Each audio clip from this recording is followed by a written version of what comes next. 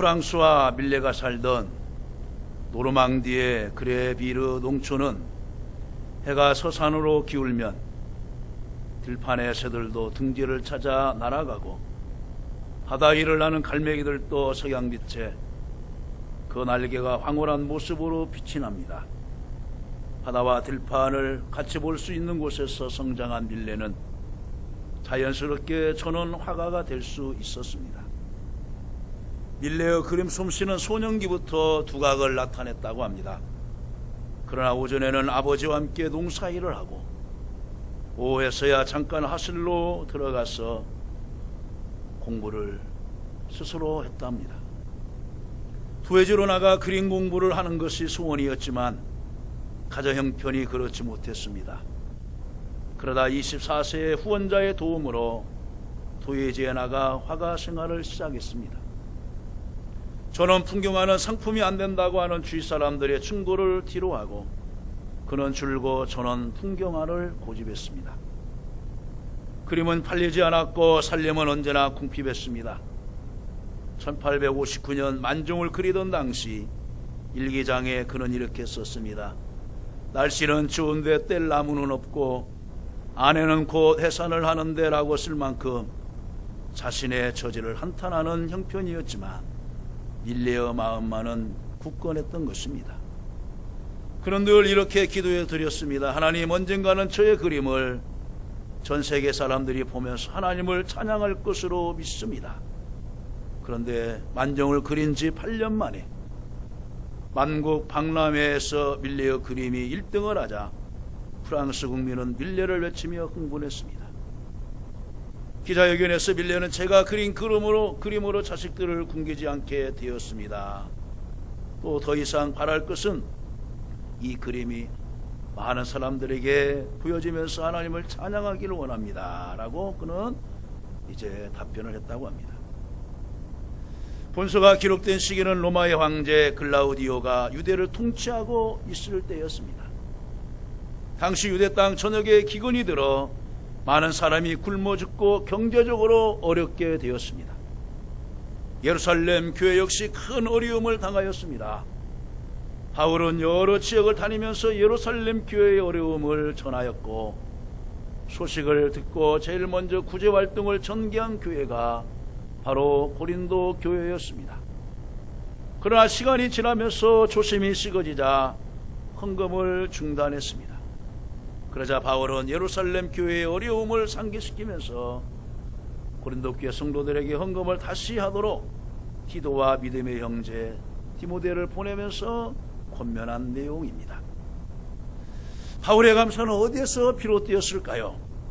밖이 아니라 내면에서 시작된 것입니다. 우리는 우리 환경이 예부적으로 풍족하고 모든 것이 갖춰져 있을 때, 자기의 소원이 만족해 있을 때, 그때서야 감사를 하는 사람들이 대부분입니다. 그러나 바울 사도는 그거 어떤 형편에 처했든지, 궁핍할 때든지 풍부할 처해든지 어떤 형편에 처했든지 그는 자족하면서 감사를 한 것입니다. 그가 처한 환경이나 건강이나 가정이나 재산이나 병이나 지위나 성공에 있었던 것이 아닙니다. 바울의 감사는 깊은 심령 속에서 우러나왔습니다. 그래서 그는 오늘 15절에 말할 수 없는 그의 은사로 말미암아 하나님께 감사한다 그랬습니다. 은사를 다른 말로 하면 은혜라고 말할 수 있습니다.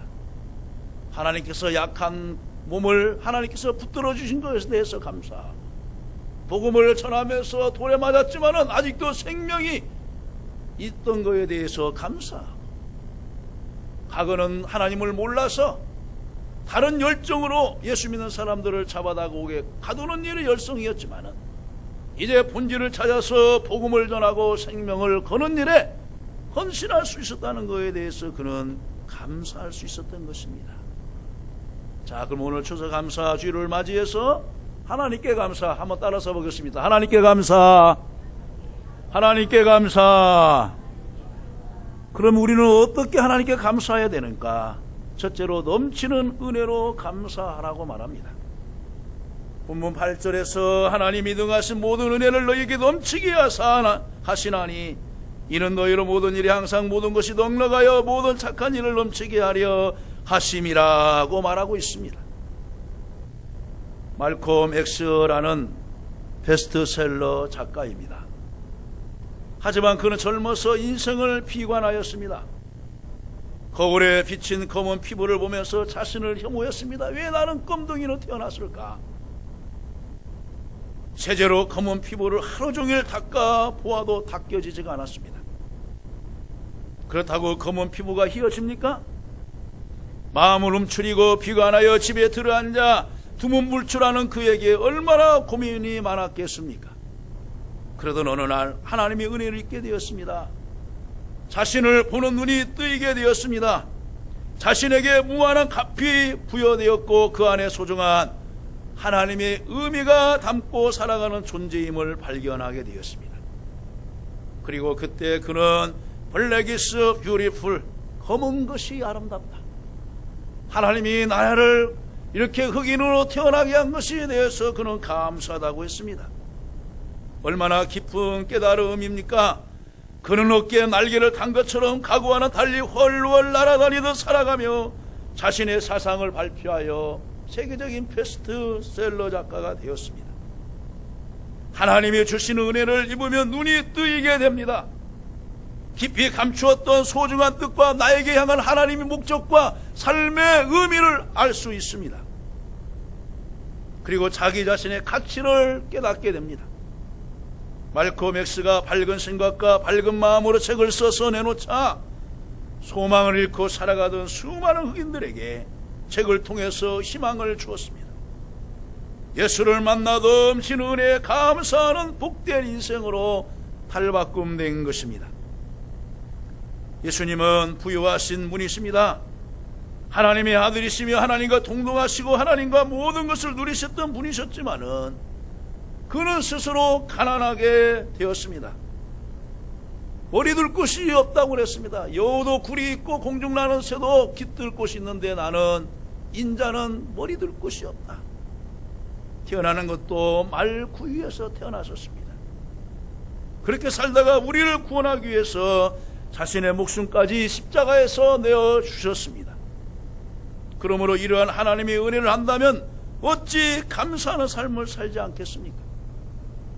감사는 하나님의 은혜에 대한 깨달음에서 시작된 것입니다. 단순히 남을 도우는 차원이 아니라 하나님의 은혜에 대한 감사로 섬기며 드려야 하는 것입니다. 바울은 가끔씩 동사의 비유를 통해서 성도들이 선한 일을 많이 할 수 있도록 하나님께서 은혜를 넘치게 주셨음을 강조하고 있습니다. 여러분, 요즘 이제 정군도를 가면서 이제 양쪽에 여러분 한번 눈을 보세요. 그 전에 파릇파릇했던 것이 노랗게 익더니 이제는 다 걷어들여 가지고 이제 소 먹이로 이제 그 볏짚을 말아놓은 그런 것을 보면서 하나님께서 금년에도 어렵다고 하지만은 이 나라에게 먹을 것을 풍성하게 주셨다 하는 것을 깨닫습니다. 씨 뿌린 농부에게 주셨대 다음에 뿌릴 수 있는 씨와 매일의 양식과 남을 만큼의 결실을 주시는 것처럼 하나님의 은혜를 깨닫고 감사하는 자에게 하나님은 앞으로 주실 은혜를 미리 하나님이 주시는 거예요. 사람들은 받았을 때만 감사하는 거라고 생각하는데 그렇지 않습니다. 하나님이 앞으로 주실 은혜까지도 생각하면서 믿음으로 하나님 앞에 감사하는 것입니다. 두 번째는 하나님께 감사할 때는 어떻게 해야 됩니까? 너그러운 연보로 감사하라고 가르쳐줍니다. 11절에 보면 너희가 모든 일에 넉넉하여 너그럽게 연보를 하면 그들이 우리로 말미암아 하나님께 감사하는 것이라 그랬어요. 있어야 하나님께 드리죠 이렇게 말하는 사람도 있어요. 그러나 여러분, 마음이 부자인 사람은 적게 드리지만 하나님께 감사할 수 있습니다. 이번에 동전모으기에 동참해 주신 여러분들에게 감사하면서 저희 아내와 제가 이제 10원짜리, 50원짜리, 또 이제 큰 10원짜리, 500원짜리, 100원짜리를 구분하면서 그런 마음을 이제 가졌어요. 소적 태산, 좋은 것이 쌓여지지만은 큰 산을 이루는구나. 10원, 100원, 50원이 쌓여져서 약 32만 원에 이런 돈이 쌓여지는구나. 우리도 하나님 앞에 이것도 감사, 저것도 감사, 이것도 감사 하면은 하나님 앞에 감사가 많이 쌓여지는구나. 그걸 느껴봤습니다. 오스트리아가 낳은 20세기에 탁월한 바이올리니스트요 작곡가 프리츠 크라이슬러는 본래 의학 공부를 하고 미술에도 남다른 조예를 갖고 있었다고 합니다. 그런데 그가 음악을 공부한 동기는 더 많은 사람들을 섬기고 봉사하기 위해서였어요. 새벽 예배 돌 때 이제 방송에서 이런 광고가 나옵니다. 우리 한국의 성악가가 이런 재래시장을 찾아서 자비량으로 음악회를 열어주는 거예요. 그러면 그 재래시장에 할머니들 또 아줌마들이 비린내 나는 손으로 어깨를 두드려주면서 고맙다고. 우리는 이런 음악을 어디서 한번 들어본 적이 없다고. 우리가 이 장사를 이제 그만두고 문을 닫고서 어디 음악회를 갈 수도 없고 하는데 이곳까지 와서 우리를 위해서 이런 음악회를 왜 풀어주니 너무나 고맙다고 하면서 콩나물 파는 손으로 쓰다듬어주고 생선 파는 그 비린내 나는 손으로 쓰다듬어주면서 고맙다고 해가지고 그 말이 생각나서 또 다음 재래시장을 찾아서 가서 또 자기가 하나님께 주신 그 기능을 기부하면서 봉사하고 섬긴다는 것입니다. 바로 이 프리츠 크라이슬러도 더 많은 사람들을 섬기고 봉사하기 위해서 의학도 공부했지만은 음악을 다시 공부해서 사람들을 섬기고 작곡했다는 것입니다. 부자가 될 수 있는 기회를 거절했던 음악가로도 유명한 그는 돈에 대해서 독특한 가치관을 가지고 있었다고 합니다. 비싼 출연료를 거부하고 비싼 음식을 대접받는 것도 사양하고 조금이라도 남아있는 여유분의 돈은 언제나 교회와 자선사업기관에 쓰도록 아낌없이 헌금하기를 즐겼다고 합니다. 자신을 위해 쓰는 것은 언제나 최소화했으며 드리는 일과 나누는 일에 힘썼습니다. 돈이라는 것은 언제나 하나님이 자신에게 잠시 맡겨준 것이지 자기의 것이 아니라는 신앙에서 나온 것입니다. 바로 이것이 청지기 정신입니다. 하나님이 나에게 주신 건강, 나에게 주신 물질, 나에게 주신 직업, 나에게 주신 사업 터전, 나에게 주신 자녀들, 내 것인 양 내가 마음대로 할 수 있다고 생각하는데 그렇지 않습니다. 하나님이 잠시 맡겨줄 뿐입니다. 그러면 그 맡겨준 기간 동안에 열심으로 2달란트, 5달란트 받은 자처럼 열심으로 땀 흘려서 일하고 땀 흘려서 섬기고 땀 흘려서 나누면서 하나님께서 주신 사명을 잘 감당하면 그것을 하나님 기뻐하실 줄로 믿습니다. 그래서 이 사람은 가는 곳마다 사랑의 실천을 통해서 존경을 받았다고 합니다. 주는 자로서 살고자 했지만 실상은 더 큰 사랑과 존경을 받은 자가 되었습니다. 여러분, 우리들은 남을 주거나 하면은 그 사람이 나에게 더워서 감사하고 막 존경스럽기를 생각하겠죠. 그러나 주는 자는 그렇지 아니에요.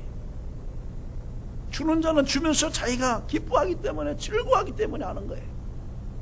사회봉사도 그래요. 역전 가면은 무료급식소를 이제 점심때쯤 되면은 각 사회단체 기관에서 적십자단체에서 또 기독교단체에서 불교단체에서 천주교에서 또 어디 큰 회사에서 그들이 와서 앞치마를 둘러쓰고 와서 이제 음식을 배송해요. 배급합니다. 그러면서 물어보는 거예요. 왜 이런 일을 합니까? 내가 즐거워서요. 내가 기뻐서요. 돌아가신 부모님이 생각나서요. 하면서 더 드시라고. 하면서 따뜻한 국자를 들어서 곳곳마다 가면서 더 드세요. 더 드세요 하면서 주는 거예요. 왜 그럴까요? 그들은 나누는 기쁨을 알기 때문에 그래요. 그들은 봉사하는 기쁨을 알기 때문에 그러는 거예요.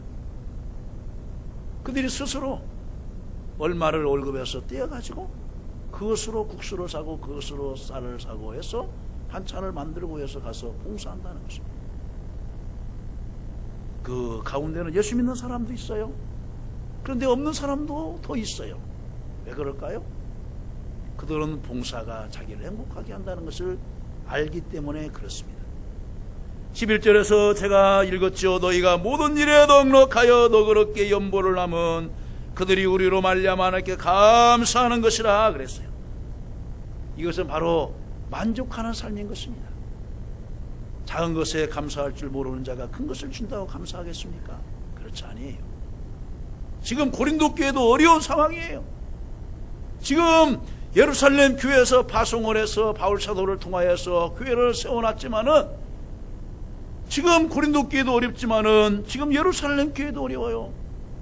그럼 우리들이 어디 교회 선교하자? 우리 교회도 어려운데 어떻게 남의 교회를 선교한대요?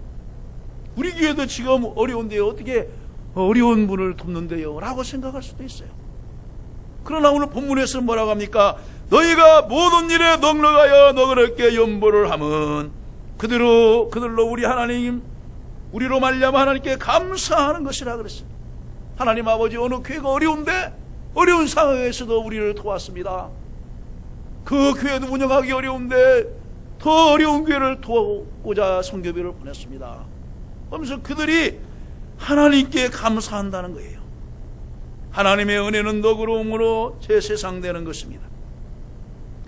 성도들을 향한 하나님의 은혜는 측량할 수 없기에 사랑을 받는 성도들은 따지지 말고 감사함을 베풀어야 하는 것입니다. 오늘 본문에서도 너그러운 연보는 즉흥적이거나 충동적이어서는 안 된다고 말합니다. 또한 인색하거나 억지로 하지 말아야 되는 것입니다. 또 추수감사제로 왔네, 그렇게 한숨하면서 드리는 제물이 아니라 나에게 드릴 수 있는 기회가 왔구나, 내가 건강해서 병원에 누워있지 않는 것이 얼마나 감사한가, 그런 마음으로 하나님 앞에 감사하면 더 미안하고도 감사가 넘칠 줄로 믿습니다. 하나님께서는 너그러움으로 풍성한 자에게 그 이상을 보장해 주시는 일에 결코 게을리하지 않습니다. 오늘 제가 성시 기도 전에 묵상 기도할 때도 잠언 3장 1절에서 10절 말씀 가운데 그 내용을 읽지 않습니까? 내 소산물에 처음 익은 열매로 내 창고에 가득히 자라, 그리하면 내 창고가 가득히 넘치리라 그랬어요. 사람의 눈을 의식하거나 체면상 마지못해 한다면 하나님께서 받지 않으십니다. 그럼 우리는 생활에 구애받지 않고 힘에 넘치도록 하나님 앞에 감사하면서 믿음으로 드려야 될 줄로 믿습니다. 너그러운 연보는 하나님께 대한 감사에 이르게 하며 풍성한 감사는 넉넉한 지경에 반드시 이르게 할 것입니다. 다음에 세 번째로는 우리가 하나님께 감사하는 것은 채우는 봉사로 생활로 나타날 수 있습니다. 미국 상원의회 원목 리차드 하버슨의 이야기입니다. 워싱턴의 메릴랜드 장로교회 목사로 목회할 때 한 번은 워싱턴 밖으로 나갔다가 돌아오는 비행기를 타고 워싱턴 상공을 비행할 무렵이었습니다. 그는 자신이 목회하는 교회가 보고 싶어졌습니다. 창가에 앉아 보려고 했는데 비행기가 원을 그리며 방향을 틀어서 자기가 목회하고 있는 그 교회가 보일 듯 말 듯 비행기는 사라졌습니다. 그는 갑자기 무릎을 치면서 그래 맞아, 나의 교회는 저 리버로드 선상에 있는 교회만이 아니라 이 모든 곳에서 하나님의 백성들이 흩어져 있는 봉사하는 곳이 나의 교회야 라고 마음속으로 외쳤습니다. 예배하고 말씀으로 훈련받고 있는 교회에서, 또한 가족과 함께 생활하고 있는 가정, 여러 사람들의 부류들이 일하고 있는 직장, 사업장에서 복음의 빛을 발하며 사는 것이 내가 작은 교회의 이미지를 심어주는 것이다, 이렇게 생각하시기를 주님의 이름으로 간절히 축원합니다. 봉사도 여기에 초점을 맞춰야 됩니다. 성도들의 부족한 부분을 채우는 봉사로 말미암아 하나님을 향한 감사로 표현되어야 되는 것입니다. 벽돌 하나하나가 쌓여져서 아름다운 건물이 이루어지듯이 나의 작은 봉사로 성도들의 부족한 것을 보충할 수 있다는 것입니다. 내가 할애한 그 시간으로 말미암아서 교회가 더 아름다워지고 모든 성도들이 기쁨을 누릴 수 있다는 것입니다. 여러분들이 지난 연합성회 때 나오셔서 시간을 쪼개서 안내해 주신 것이 그 앞에서 일하는 분들에게는 너무나 고마운 거예요. 그래서 저에게는 제 소신이 있어요. 나에게 부탁할 때 거절하지 말자. 목사님, 이번에 LMTC 선교 대회를 하는데 등대교에서 몇 장만 해줘. 그렇게 합시다. 큰 교회에서 많이 하는 것도 중요하지만은 적은 교회들이 십시일반으로 참여하고 동참하면은 놀라운 역사가 일어나는 거예요. 그래서 지난번에 문자가 왔어요. 목사님, 등대교회와 성도에서 이렇게 협력해 주셔서 짐바브웨 모 선교사님에게 얼마를 전달했습니다. 너무나 감사합니다. 그러면서 짐바브웨에 나갔던 그 선교사님 통해서 서기한테 연락이 오고 오니까 너무나 고마워서. 하나님의 뜻이 무엇입니까? 받은 바 은혜를 어려운 이웃들과 나누는 것입니다. 이것이 참된 감사의 실천인 것입니다. 예수께서 제자들의 말을 시켜주시자 제자들이 감동을 맛보았습니다.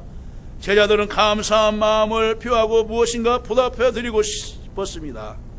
그래서 예수님께서 말합니다. 내가 너희에게 행한 것처럼 너희도 그대로 행하라. 이렇게 말씀을 합니다. 유치원 교사가 아이들에게 선물을 나눠주려고 야 아이들아 이리 와라 하면서 어린이날 선물을 하나씩 나눠줍니다. 그런데 선물을 받게 되면은 아이들의 부류가 두 군데로 나눕니다.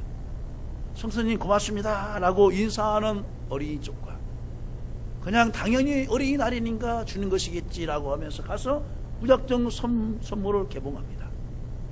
그러면 선생님은 압니다. 저 아이는 가정교육을 참 잘 받았구나. 저 아이는 어린 가정에 하나만 자녀가 있기 때문에 다 엄마 아빠가 해준 걸로 알고 그렇게 당연히 생각하는 거구나. 그 작은 선물 하나를 주지만은 선생님은 그 부모와 가정교육까지도 판단할 수가 있어요. 하나님도 마찬가지인 것입니다. 우리에게 작은 것을 주었어도 감사할 때 하나님은 너의 신앙을 내가 알고 있구나. 너의 신앙이 많이 발전되었구나. 그러나 하나님 10가지를 주어도 감사할 줄 모르는 사람은 더 큰 것을 주어도 감사할 줄 모릅니다. 이번 추수감사주의를 통하여서 잃었던 감사가 회복되기를 주님의 이름으로 간절히 축원합니다. 우리가 하나님께 감사하지 못하는 이유가 무엇입니까? 은혜를 베풀어 주신 하나님을 보지 않기 때문에 그렇습니다. 나를 향한 하나님의 크신 사랑을 헤아릴 때 모든 것이 하나님께 감사한 것입니다. 우리 마지막 찬양하고 결론을 맺도록 하겠습니다. 찬양 앞에 가사 한번 띄워주고 내가 지금 사는 것 주님의 크신 은혜요. 반주해 주시고 한번 여러분 가사를 생각하면서 11개월 3제주까지 지켜주신 하나님의 은혜 생각해 보면서 한번 찬양합니다.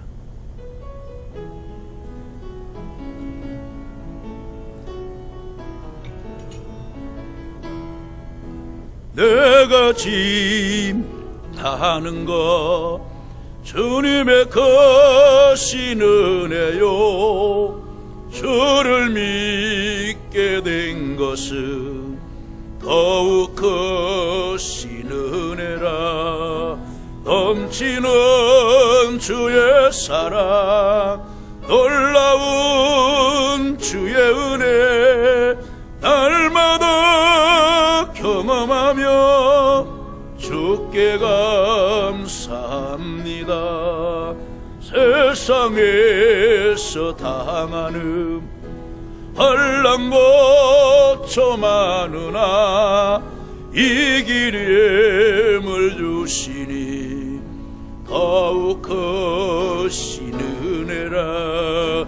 답답할 때 기도로 쓰러질 때 손길로 어루만져 주시니 주여 감사합니다.